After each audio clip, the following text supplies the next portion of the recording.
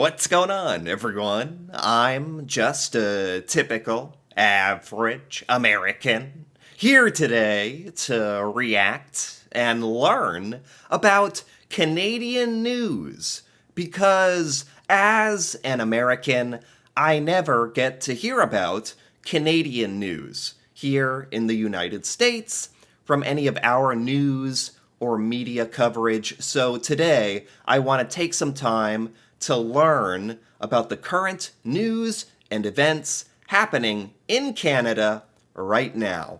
Starting with something that actually, for once, has made the news here in America. It seems like every time I look at Canadian news and do a video like this, I'm learning things about Canada and news and events that we don't talk about here. But this one we do, because this has to do with America and Canada. I'm sure Canadians out there have heard of this one already.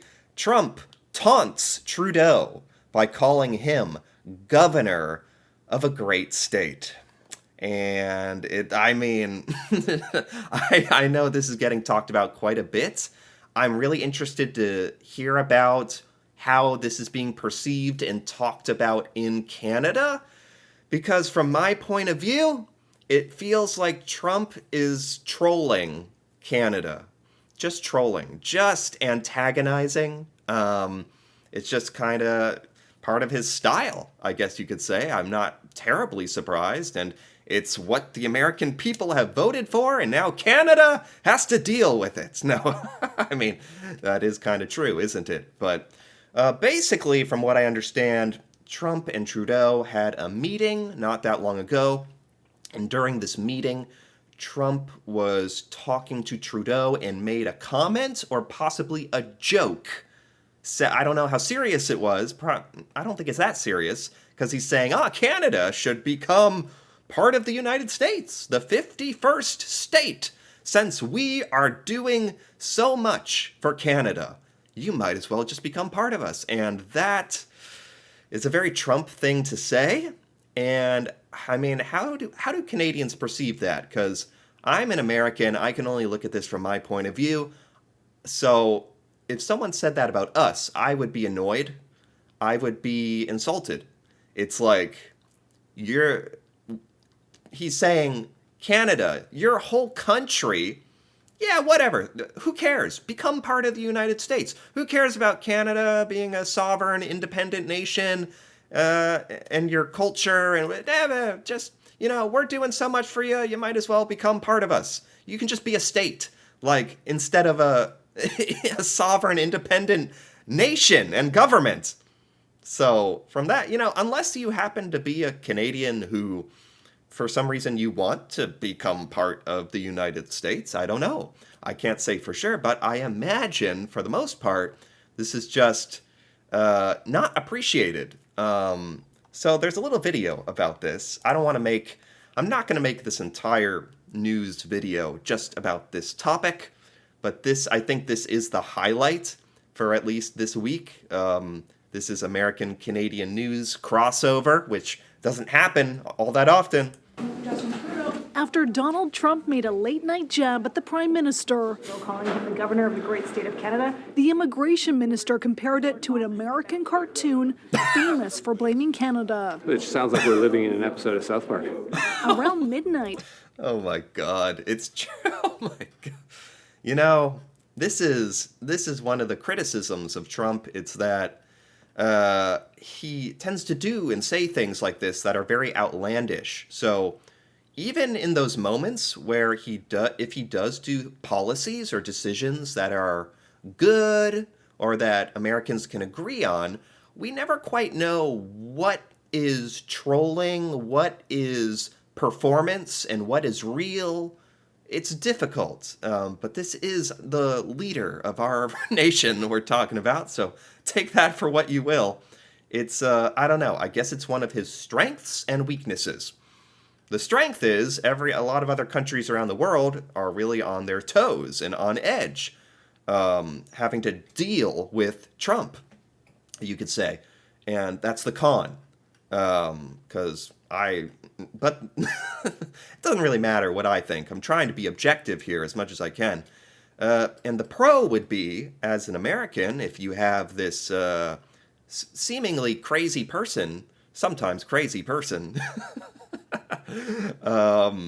as your representative, maybe sometimes that's a good thing for you. You want the crazy attack dog on your side. Does that make any sense? Is that reasonable? Is that stupid? Feel free to let me know. Donald Trump posted it was a pleasure to have dinner the other night with Governor Justin Trudeau of the great state of Canada, and said he looks forward to continuing our in-depth talks on tariffs and trade, the results of which will be truly spectacular for all. Oh my God. So this is the tweet. Yeah, I saw this. He actually wrote this. An actual troll tweet meant to just, I don't know, be sarcastic, annoying. I don't know what the point is. It's well, I guess the point is that Trump is not happy with Canada. I don't know. Trump seems very talking about Canada more than ever. It's been interesting how much it's actually been in our news for once as like a main point. Annoyed at some of the policies that Canada and America have, some parts of our relationships. They might go into this in this video, and he says we are subsidizing Canada. I'm not exactly sure what that means or how that's true. Subsidizing means providing financial aid, right? Am I wrong about that? I could be. I don't know. We are doing a lot of trade and commerce with Canada, but that's mutually beneficial. I don't know how we're subsidizing Canada. It's not like it's a one-way street, from what I understand. I don't know. This tweet, he's literally saying, it's a pleasure to have a chat with the Governor Trudeau of the state of Canada, literally calling Canada a state, and the Prime Minister of Canada U.S. governor. I mean, to me, that's just too far. It's just antagonizing for no good reason. I don't know. Maybe it's part of his great master plan that none of us are brilliant enough to understand. Who knows? Results of which will be truly spectacular for all. I'm sure not thinking of Justin Trudeau at midnight, so if he's thinking of Justin at midnight, it's probably a good relationship. He is up at night tweeting about Canada. So, I don't know. What do they say? Maybe Canada lives rent-free in his head, as they say. I don't know. A positive spin after Trump's repeated taunts. At this Mar-a-Lago dinner last month, Trump reportedly joked about Canada becoming America's 51st state. Yeah. Days later, he posted this AI-generated image. Oh my God, I did not see this. Oh my God. So he's just full on this train of like taunting Canada. Yeah, feel free to leave a comment if you're Canadian. What do you think about this? Are you annoyed? Are you like, okay, this is what we kind of expected, just more of this? Or are you like, oh, okay, yeah, 51st state, cool. Like, I'm just kidding. But I don't know. This is like, it's like they said, it's like a parody. It's like a cartoon. Teasing about a Canadian takeover. We're subsidizing Canada. Then on Sunday, Trump leaned in on NBC about what he sees as an unfair trade deficit with Canada. If we're going to subsidize them, let it become a state. Clearly, he's unfair trade with Canada. I wish we could go into detail about this, because this seems to be the whole premise for why Trump is behaving this way towards Canada. This perceived inequality between Canada and America. I wish there were details about what the thoughts at least were about that. He's joking. We're a sovereign nation. Yeah, I mean, he is clearly, he calls it joking. I call it trolling, because it's joking meant to annoy and evoke a reaction. So, but it's clearly not real. Like, we're not actually asking Canada to become the 51st state. That would be, it's insulting to even pretend, but just logistically, like, I don't even know if that's possible. Maybe it's possible to add a state, but that's neither here nor there. There's always a WWF quality to what the president, how he acts and responds? Trump's Very true. Very true. He's like a professional wrestler with the pageantry, the show. So it makes it difficult to, even for Americans, it makes it difficult for us to be like, what is genuine, what is serious, and what is jokes? latest quip comes after Trudeau warned Canada will respond to Trump's potentially devastating tariff threat. We will, of course, as we did 8 years ago, respond to unfair tariffs. Sources say So, Canada, I didn't know Canada had to deal with this 8 years ago. Somehow this wasn't as big a thing 8 years ago. The tariff thing. The tariffs. In America, we just hear nonstop about the tariff plan.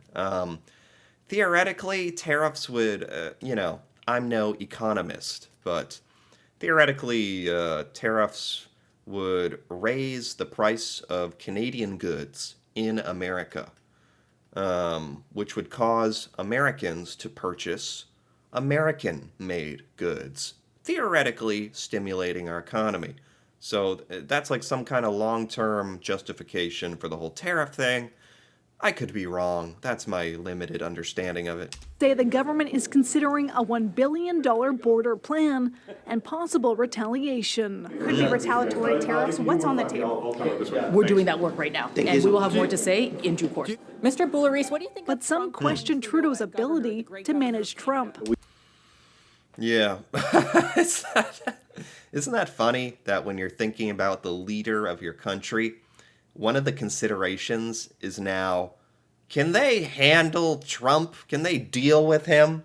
My God. That's kind of what I was saying about, like, for Americans who voted for Trump, I think that's the appeal. It's like, okay, this person that is just completely pro-America and kind of anti-everyone else is just going to be like this unchained attack dog that you want on your side. So I know that's a very crude analogy, but feel free to let me know what you think. That's one of my going theories. Anyway, let's keep going here about more Canadian news. As the Canada Post strike drags on, frustration mounts over prohibitive courier costs. So last time I looked at Canadian news, I learned about the Canada Post strike, which is that's still going on? Oh my God. This seems like such a massive deal. Funny enough, this is not talked about at all in the United States. Most Americans have no idea this is going on because it doesn't affect us. But as an American who heard about this is crazy. How are Canadians surviving? I think, I actually heard a lot of Canadians are having to use Amazon because Amazon has its own delivery service, and you're like, that's where we're at. And you're having to use FedEx, UPS, and it can be frustrating. Yeah, I've used FedEx and UPS, and they are very hit or miss, honestly. I had a funny incident with trying to order a lawnmower on Black Friday on Amazon, but they sent it with FedEx. And FedEx, must have tiptoed up to my door, and they must have, knocked, tick, tick, tick, and then put the note up that says, oh, sorry, we missed you, and then they ran off. And I was found that note later, and I was like, what? When? Huh? Because I happened to be home that day, because I was expecting the package. And, that might be conspiracy theory that some couriers don't knock loud enough, but when they came back, I basically had to stake them out, watching through the window with binoculars, and then, grab them. With the Canada Post strike in its fourth week, Canadians say they're frustrated with companies like FedEx, UPS, and Purolator? We don't have that one.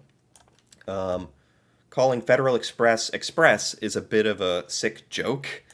Oh, geez. Yeah, you have to pay extra for these courier services. They're sometimes not as dependable as the normal post, but that's neither here nor there. Union says it met with Canada Post for the first time since mediator talks. So they're trying to, the strike. Strikes only end when an agreement is made. There's talks going on. There are revisions to a proposal. So Canada Post is giving proposals for what they want. It involves 55,000 workers. It's been 25 days, more now. Jeez, what do they want? What do they want? They don't want to be in the picket line. Oh, here we go.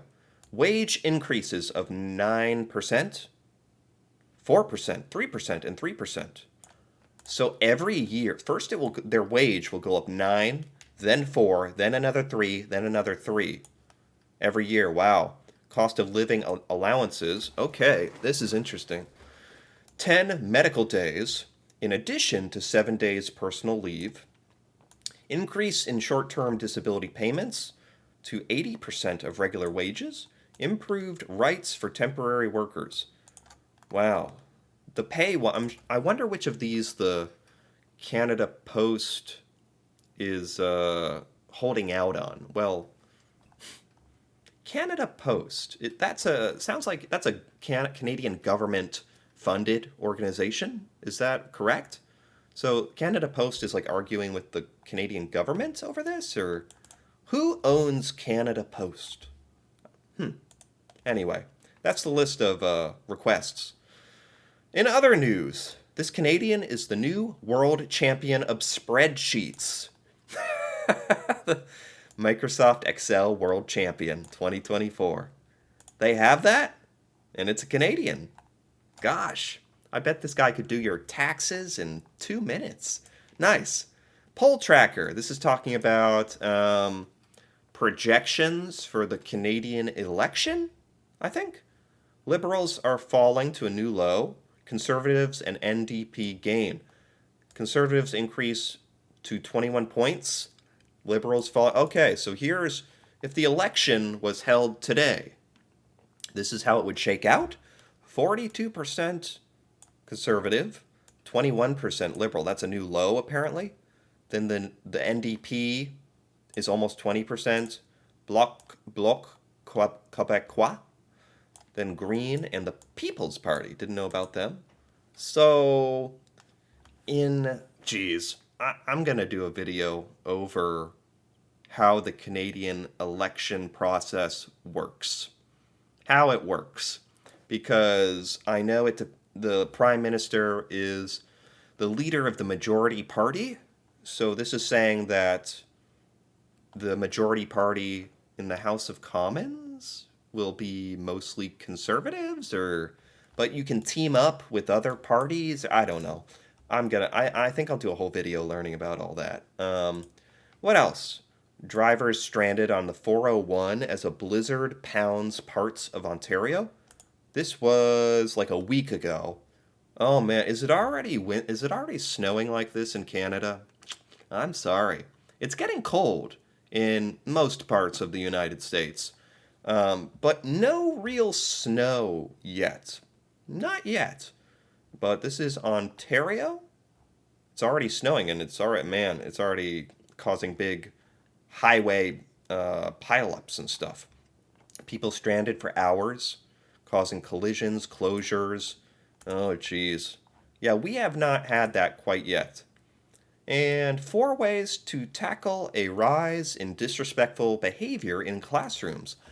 You know, I've seen a lot of TikToks recently that pop up about teachers in the United States and apparently Canada really complaining that kids are difficult.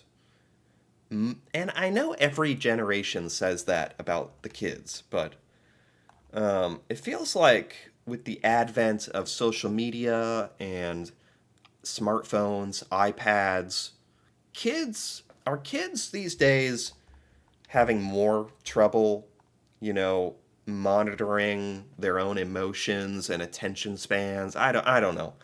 Talking loudly to drown out another student, fooling around during lessons, mocking classmates, tales of disrespectful behavior in classrooms today. Man, even in Canada, where you're known for being particularly polite, disciplined. The kids are still terrible cretins. No. Incivility can disrupt classrooms, student development. Educators and experts believe this term deserves more attention. Yeah, I've been hearing a lot about this, honestly. Or maybe it's just now that we're talking about it more. Kids are always going to be kids.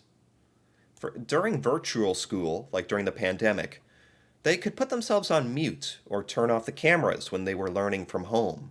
They could chat with their friends on the side or do something else. And now that they're back in the classroom, they're having trouble adjusting? Is that what we're saying? Huh. Yeah, I don't know how big of a problem this actually is, but I've been hearing about that. But anyway, that's just a couple of the articles I wanted to look at today for learn about the Canadian news going on, a little bit of the American Trump-Canada relationship developing there. So anyway, if you enjoyed this, feel free to give this video a like or leave a comment. If you're Canadian, this all affects you. So feel free to leave your opinion. And if you're interested in more videos like this, me reacting to Canada and learning about Canadian culture, feel free to subscribe for more. And until then, thanks for watching, and see you next time.